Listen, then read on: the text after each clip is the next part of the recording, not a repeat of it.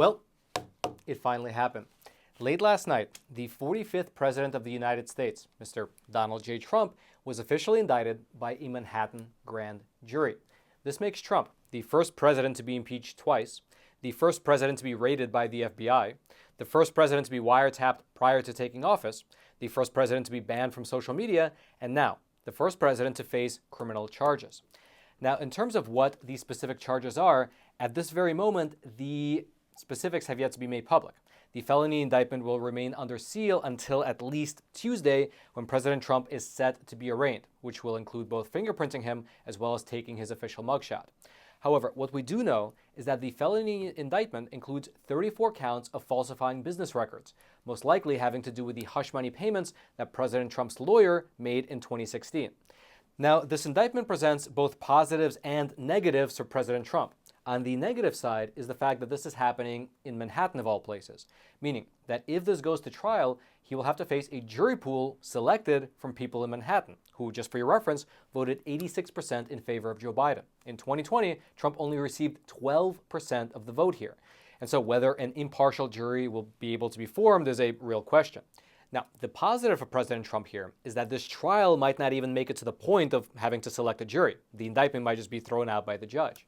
And the reason why it might be thrown out is severalfold. To start with, here was a famous quote from a chief judge right here in New York State. Quote, "A grand jury would indict a ham sandwich if that's what the prosecutor wanted." And the reason that he said this is because a grand jury is essentially a really one-sided proceeding. The grand jury does not hear any arguments from the opposing side, from the defense. They only hear arguments from the district attorney's office. That's because the whole point of a grand jury is only to determine whether there is probable cause to believe that a crime might have been committed. And typically, a jury pool tends to respect prosecutors, especially when there's no one there to point out the flaws in their argument, and therefore, in many places, a grand jury serves as essentially a rubber stamp process wherein, if a prosecutor wants an indictment, they'll typically get one. And so that's all to say that the burden of proof before a grand jury is extremely low. Regardless of that, though, the fact remains that this particular grand jury here in Manhattan decided to indict President Trump on 34 counts of felony bookkeeping fraud. However, regardless of the fact that he was indicted, proving this case in court will be very challenging because the legal theory that the prosecution is using it's novel to say the least. Basically, in order for this bookkeeping charge to be a felony, it requires that President Trump not only committed a bookkeeping cover-up, but also that bookkeeping cover-up must have been made in order to hide a second crime. Both of these two things need to be true. There needs to have been bookkeeping fraud, and that bookkeeping fraud must have been made to hide another crime. And so essentially, when you break it down, this is the prosecution's argument. Trump's lawyer, Michael Cohen, gave Ms. Stephanie Clifford, who goes by the stage name Stormy Daniels, $130,000 in exchange for her signing a non-disclosure agreement back in 2016. She took the money and she signed the agreement. The prosecution then alleges that President Trump reimbursed Michael Cohen for that $130,000 payment through a series of $35,000 checks. And the way that these checks appear to have been sent is that Michael Cohen would send over monthly invoices to the Trump Organization for what he referred to as a retainer fee. And the Trump Organization would then send him the checks and account for this payment in their books as a quote-unquote legal expense. And so here is the legal argument that the Manhattan DA is making, taking those facts into account. First of all, they allege that this is a bookkeeping cover-up since these were not really just retainer legal fees, but rather they were hush money payments. So that's the bookkeeping part of the alleged crime. However, in order to make this a felony, they need to prove something else.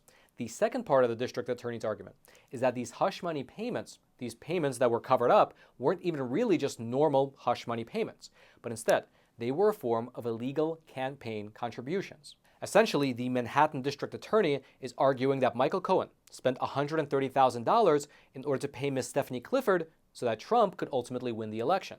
They're making the argument that this $130,000 payment was actually a campaign contribution which was reimbursed. And that bookkeeping cover-up was done to hide this campaign finance crime. However, to prove all this will be quite difficult. That's because, among other reasons, Mr. Alvin Bragg, the current Manhattan district attorney, he does not have jurisdiction over federal law. He only has jurisdiction over New York state law. And so, whether or not this $130,000 payment constituted a federal election violation is actually not something that he can determine. That can only be determined by the Federal Elections Commission. And 2 years ago, the Federal Elections Commission was looking into it, but they ultimately decided to drop the case, which would make some sense, because President Trump, he could easily argue that this $130,000 payment was not made to win the election, but rather it was just made to save his reputation and not to embarrass him in front of his wife. However, regardless of the fact that the Federal Elections Commission dropped this case 2 years ago, the Manhattan DA is still pushing it along, making the argument that regardless of what the Federal Elections Commission said, this was a form of campaign finance violation after all. And this isn't really a surprise, because while he was on the campaign trail, the Manhattan DA was rather open about going after rich old white men such as Donald Trump, who he said evade justice. Here was him talking to a local radio station here in New York prior to getting elected. You are right. We got two standards of justice. Harvey Weinstein, Jeffrey Epstein. Being a rich old white man has allowed you to evade accountability in Manhattan. That includes Trump and his children. They were engaged in fraud in a Soho real estate deal, his children. So you're right. We got two standards of justice. I grew up in the second standard in Harlem. I know all about it. And you're right. I'm being a little careful because I don't want to prejudge. And then I get in the office and the first motion I get from the Trump team is I got to recuse myself because I prejudged the facts. And so now the Manhattan District Attorney will have to prove that this creative bookkeeping by the Trump Organization was done in service of hiding another felony, even though that felony is one that they do not have jurisdiction over. We'll just have to wait and see how this all plays itself out. However, in regards to this particular case, I believe it's Nancy Pelosi who said it best. Here's what she wrote on Twitter shortly after the grand jury came out with their indictment. Quote, "The grand jury has acted upon the facts and the law. No one is above the law, and everyone has the right to a trial to prove their innocence." And right there, Miss Nancy Pelosi gave the game away a little bit, because typically in the American justice system, people are innocent until they're proven guilty. At trial, the state has to prove that you're guilty. You don't have to necessarily prove that you're innocent. But right there, she says it. President Trump has the right to a trial in order to prove that he's innocent. And so now we wait for the arraignment, which is tentatively happening on Tuesday. Our reporter here at the Epoch Times, he actually spoke with Trump's lawyer, and he said that Trump's team plans to cooperate with the Manhattan DA, and they will go in for processing, including the taking of fingerprints as well as a mugshot sometime on Tuesday, meaning that we will have to wait a few days in order to see what President Trump's official mugshot will actually look like. If you'd like to go deeper into this story, I'll throw all my research notes down into the description box below this video so you can peruse them at your own leisure. All right, the sponsor of today's episode is a phenomenal company called AMAC. That's AMAC, and it stands for the Association of Mature American Citizens.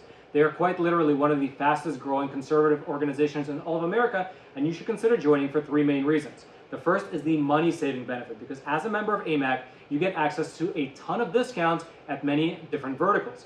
Things like vitamin stores, restaurants, retail shops, and so on and so forth. If you want to check out the full list, it's pretty exhaustive, you can do so over on AMAC's website. The second benefit is that you get exclusive access to the AMAC magazine. It'll be delivered directly to your doorstep, and it contains phenomenal coverage as well as deep analysis. And then the third benefit, the one that people say is their favorite, is that AMAC fights for your values over on Capitol Hill. In fact, you can check out the online version of this on their website. It's the AMAC Action Advocacy Annual Report, and it shows exactly what they're doing on Capitol Hill in terms of fighting what they call the socialist storm that's brewing in this country. So head on over to amac.us/factsmatter and sign up today. I'll also throw a link down in the description box below. And then lastly, I'd love to know your thoughts. Do you think that Trump's arrest is warranted given the facts of this particular case? Or do you think it's strictly politically motivated? Or is it a little bit of both? And furthermore, do you believe that perhaps this whole thing is a net positive, since now we have a new precedent in this country wherein former presidents can be prosecuted? I'd love to know your thoughts. Please leave them in the comments section below. I'll be reading them later today as well into the weekend. And then until next time, I'm your host, Roman from the Epoch Times. Stay informed, and most importantly, stay free.